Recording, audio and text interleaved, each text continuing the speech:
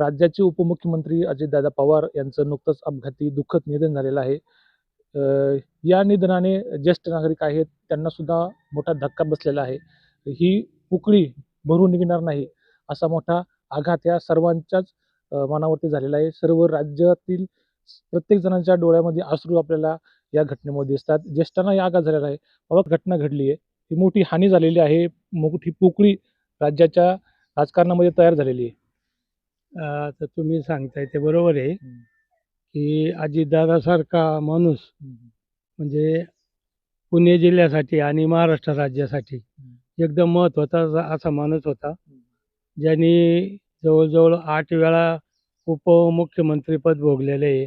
अर्थ खातं असेल, ऊर्जा खातं असेल किंवा जी महत्त्वाची सगळी खाती होती, ती सगळी खाती त्यांनी सांभाळलेली आहे. आणि या महाराष्ट्र राज्याचा जो विकास झाला आहे, त्या विकासामध्ये अजितदादा यांचा फार मोठा मोलाचा वाटा आहे. आणि आज ते गेल्यामुळं त्या पुणे जिल्हा संपूर्ण त्या पोरका झालेला आहे अजितदादाच्या जाण्यामुळं. आणि आमच्या ज्येष्ठांना काय, की तरुणांना सुद्धा त्याचं अतिशय दुःख झालेलं आहे.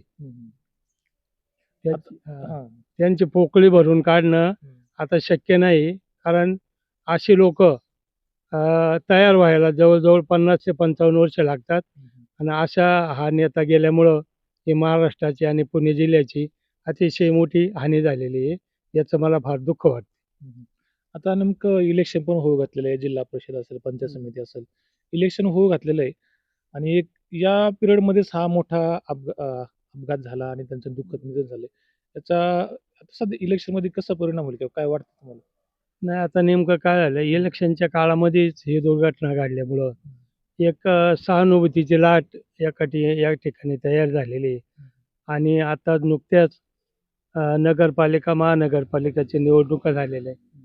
त्याच्यामध्ये अजितदादा आणि शरद पवार साहेब हे त्याच्या अगोदर जरी वेगळे होते, तरी पिंपरी चिंचवड महानगरपालिका, पुणे महानगरपालिका याच्यामध्ये ते दोघांचे विचार एकत्र आले आणि ते दोघांनी मिळून त्यांनी त्या ठिकाणी निवडणूक लढवली होती.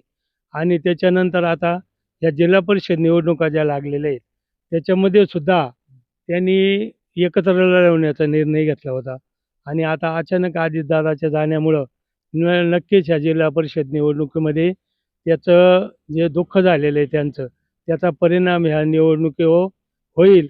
आणि घड्याळाच्या बाजूने, अजितदादाच्या बाजूने सहानुभूतीचं वातावरण राहील असं माझे वैयक्तिक मत आहे. आपला ज्या बेल्ला राजूर हा जिल्हा परिषद गट आहे, आपण या सध्या गटामध्येच आहोत. कशी परिस्थिती राहील? तसं आहे सांगळे साहेब, मला असं सांगायचं आहे, की जुन्नर तालुका, या जुन्नर तालुक्यामध्ये माझा जन्म झाला, हे मी माझं भाग्य समजतो. कारण या जुन्नर तालुक्यामध्ये शिवाजी महाराजांचं जन्मस्थान शिवनेरी किल्ला, परत अष्टविनायक गणपतीपैकी ओझर, लेण्याद्री असे महागणपती, त्याचप्रमाणे बाबाजी चैतन्य महाराज, तुकाराम महाराजांचे गुरु ओतूर, त्याचप्रमाणे माऊलीचे रेडा समाधी आळ्याला. आणि या तालुक्यामध्ये 5 अशी मोठी धरणं जी शरद पवार साहेबांच्या काळामध्ये झालेली आहेत. एक मोठा प्रगत कारखाना जो आपल्या देशामध्ये अतिशय 1 नंबरला जो कारखाना चालला आहे, ते कारखानासुद्धा या तालुक्यामध्ये आहे. 5 धरणं आहेत, 2-3 कॅनल आहेत, नदीला केटीवेर आहे. या सगळ्या गोष्टी या जुन्नर तालुक्यामध्ये घडलेल्या आहेत. त्याच्यामुळं हा जुन्नर तालुका सुजलम सुफलम झालेला आहे. याला एकमेव कारण म्हणजे शरद पवार. आणि त्या शरद पवाराच्या माध्यमातून या तालुक्याचा जो विकास झालेला आहे, त्या तालुक्याच्या विकासाला जनता कधीही विसरणार नाही. जनता ही नेहमी शरद पवाराच्याच पाठीमागं राहणार आहे. त्यामुळं या जिल्हा परिषद गटामध्ये आता अजितदादा आणि शरद पवार साहेबांची जरी मागं थोडे मतभेद झाले होते, परंतु आता ते एकत्र आल्यामुळं आणि या गटामध्ये घड्याळ चिन्हावर जे लढणारे उमेदवार आहेत, ते शेळकेताई असतील किंवा पांडुरंग साळवे असतील, यांना त्या सहानुभूतीचा नक्कीच फायदा होईल. आणि माननीय पांडुरंग पवार 1997 साली या आमच्या जिल्हा परिषद गटामध्ये निवडून आले. आणि त्यांना त्यावेळेला उपाध्यक्षपद मिळालं.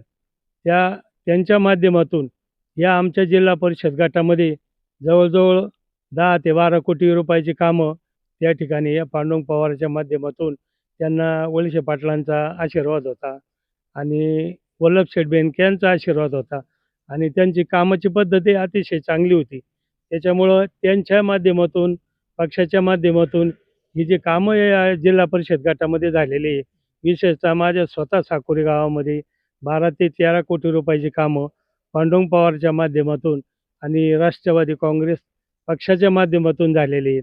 त्याच्यामध्ये आमच्या गावचे माजी सरपंच पांडुरंग मानाजी साळवे हे आता पंचायत समितीला उभे आहेत.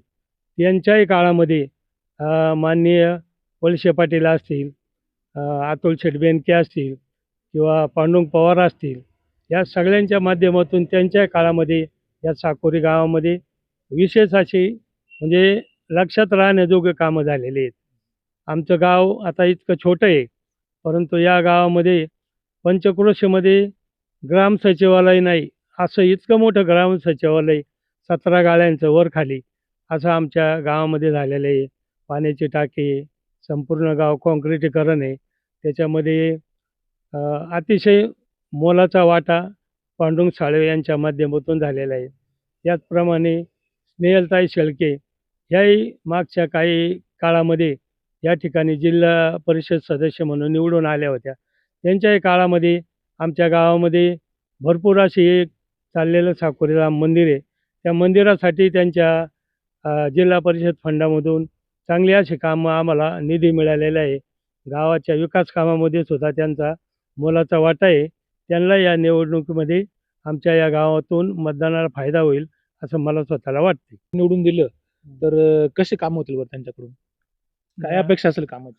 आता कसं आहे सांगणे साहेब, आता या गावामध्ये मी सांगितल्याप्रमाणे माननीय पांडुरंग पवार साहेब यांच्या काळात वळसे पाटील आणि वल्लभशेठ बेनके यांच्या आशीर्वादाने जी कामं साकोरीमध्ये झालेली त्याप्रमाणे शरददादा असतील किंवा बाकीचे माऊली खंडागळे असतील, आशाताई बुचके असतील, यांच्याही माध्यमातून कामं झालेली. कामं झालेली नाही असं नाही, पण जी कामं झालेली ना ती जास्तीत जास्त म्हणजे जवळजवळ 100% कामं आपण धरली तर त्यातली 75% कामं हे राष्ट्रवादी काँग्रेसच्या माध्यमातून, घड्याळाच्या माध्यमातून झालेली आहे.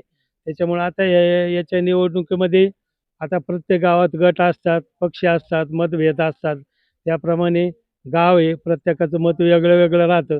परंतु या गावामधून घड्याळाच्या कामासाठी जास्तीत जास्त मतदान होईल असं माझं वैयक्तिक मत आहे. घड्याळाच्या माध्यमातून खरं तर या गटामध्ये अनेकशी कामं झालेली आहेत आणि या निवडणुकीला घड्याळाचंच चांगलं काम दिसून येत आहे. ज्येष्ठांचंही म्हणणं आपल्याला या ठिकाणी असं दिसून येत आहे.